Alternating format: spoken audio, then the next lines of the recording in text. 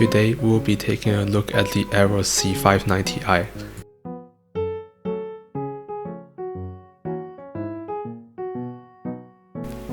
And the reason I bought this board is pretty simple, only because this is currently the cheapest ITX motherboard right now, coming in at just around €120.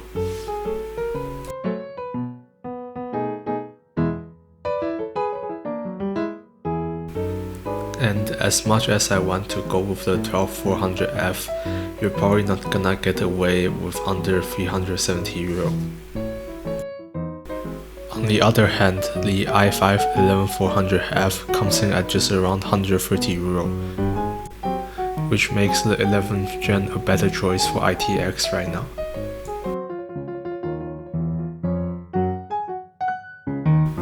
The same issue occurs for AMD as well, where the motherboards are priced way too high. And currently there's not a lot of option for P650 ITX motherboard as well.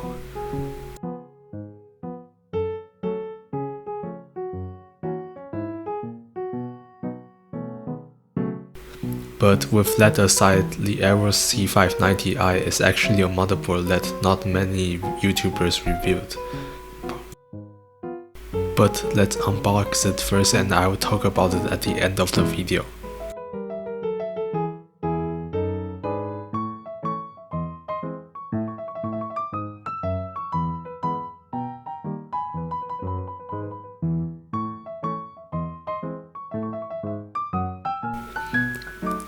It comes with Wi-Fi antenna, 2 SATA cables,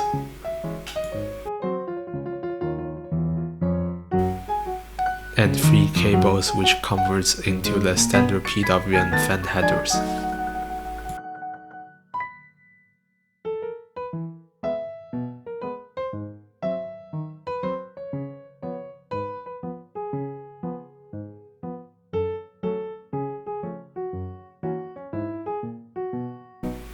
There's also other cables which are used for the front USB panel. The rest are just the manual and the screws for the M.2, which can be installed on the back of the motherboard.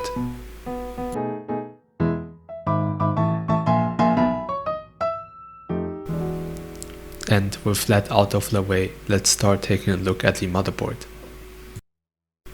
It's a high quality and compact motherboard. Underneath the heatsink, you have a total of 10 phase power delivery, which is more than enough for most 11th gen CPU.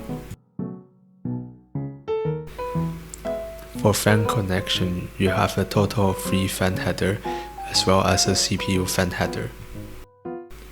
And you can see that the fan header isn't in its standard layout. You'll need to use an adapter, but through this way they managed to put more fan header onto the motherboard, which is a really great feature and design in my opinion. Next, we're gonna take a look at the side of the motherboard. It has a total of 4 SATA ports, USB 3.2 and Type-C. And the best part is that the front panel connector is now turned 90 degrees. So you can connect them easily without having to fear that they would interfere each other. As well as getting in the way of the graphics card, because some motherboards would put their front panel connector on the bottom left of the motherboard.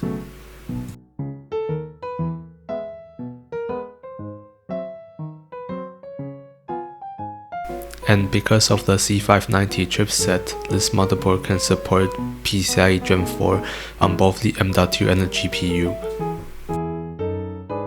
But keep in mind this would only work with the 11th gen Intel CPU, because most people forget about it, that the 10th gen CPU doesn't support PCIe Gen 4, and ended up not being able to take advantage of it.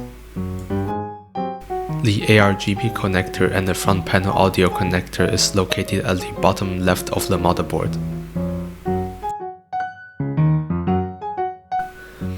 At the back of the motherboard, we have another M.2 that only supports PCIe Gen 3, as well as a really nice backplate. Next, we're going to take a look at the I/O of the motherboard.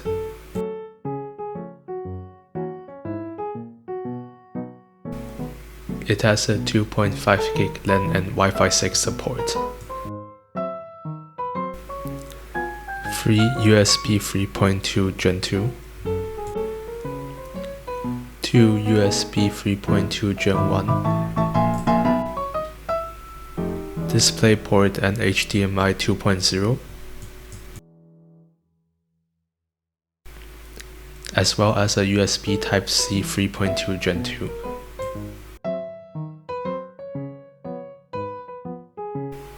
Next, I'm going to talk about some of the issues of this motherboard. With the CPU using more power these days, most motherboards would have an active cooling solution, which is a built-in fan for the VRM heatsink, and unfortunately this motherboard doesn't have it. However, since I'll be pairing it with an i5-11400F, this shouldn't be that much of a big deal. Thanks a lot for watching this video. In the next video, I'm gonna talk about how the best budget CPU performs in 2023.